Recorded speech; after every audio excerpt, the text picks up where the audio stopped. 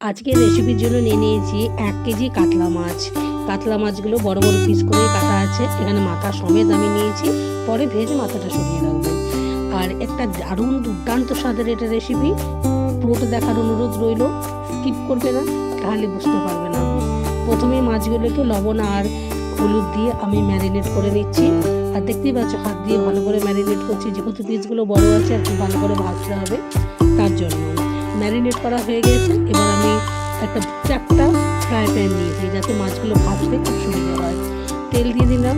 এখানে কুকিং অয়েলটা সেই সয়াবিন অয়েলটাই আমি ব্যবহার করেছি, সেই অয়েলটা নিত্যই আমাদের ব্যবহার হয় তার জন্যে। এবার সেই তেলের মধ্যেই দিয়ে দিলাম এই মাছের টুকরোগুলো।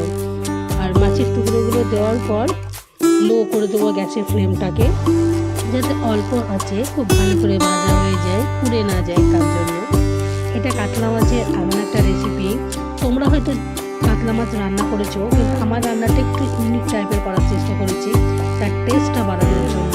তোমরা দেখলেই বুঝতে পারবে ইউনিক কথাটা আমি কেন বললাম। দেখো মাছটাকে ভালো করে ভেজে নিচ্ছি, আর উল্টে পাল্টে নেবো খুব ভালো করে, যাতে ভেঙে না যায়, কারণ এই রেসিপিটার জন্য মাছগুলো গোটা থাকা খুব দরকার।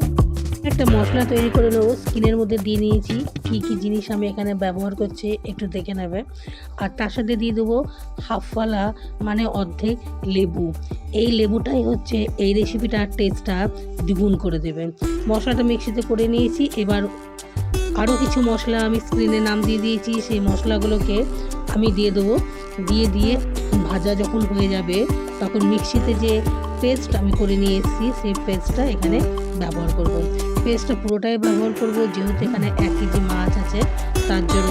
আর পরিমাণটাও একটু বেশি আছে মশলার, যেহেতু মাছের পরিমাণ বেশি। আর গ্রেভিটা যেহেতু পাতলা হবে না, গ্রেভিটা বেশ জমাটি হবে, তার জন্য এখানে আমি জল খুব অল্প ব্যবহার করব।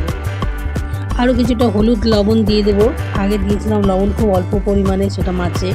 এবার এই গ্রেভির মধ্যে দিয়ে দেবো এই মশলাটাকে কষানোর জন্য।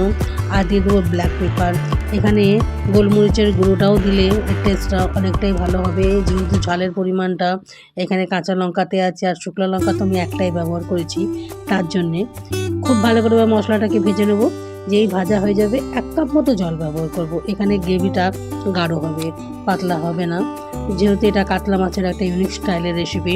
খেতে খুবই টেস্টি হয় বন্ধুরা, তোমরা একবার আমার মতো করে বানিয়ে দেখো, সত্যি তখন বলবে যে না, আমি কথাটা ঠিকই বলেছিলাম। এবার মাছের পিসগুলো দিয়ে দিলাম। দিয়ে খুব বেশি সময় একটা লাগবে না, 2 থেকে 3 মিনিট এই রান্না হতে দেবো।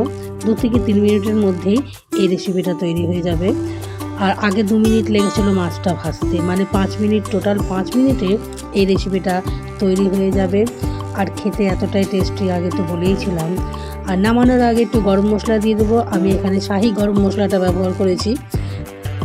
গরম মশলাটা দিয়ে একটু উল্টে পাল্টে নিলাম। দেখো গ্রেভিটা কত জমাট হয়েছে আর কত গাঢ় হয়েছে, দেখতে যতটা ভালো লাগছে, খেতে ততটাই টেস্টি হয়। একবার আমার মতো করে রান্না করার অনুরোধ রইল। আর পুরো ভিডিওটা দেখো, ওটা তোমাদেরকে আমার অনুরোধ করা হইল, স্কিপ করো না। আর রেসিপিটা যদি তোমাদের ভালো লাগে তাহলে লাইক কমেন্ট করো। আর যদি মনে হয় যে না, রেসিপিটা বন্ধুদের সাথে শেয়ার করা যাবে, তাহলে একটা করে শেয়ার করে দিও। আবারও দেখাবে অন্য আরও একটা রেসিপি নিয়ে তোমাদের সাথে। তোমরা ভালো থাকবে এই কামনা করি। দেখো আমি একটা সার্ভিং ট্রের মধ্যে এটা সার্ভ করে নিয়েছি। দেখো দেখতে যতটা ভালো লাগছে, খেতে ততটাই টেস্টি হয়। আবারও দেখা হবে অন্য একটা রেসিপি নিয়ে। টাটা।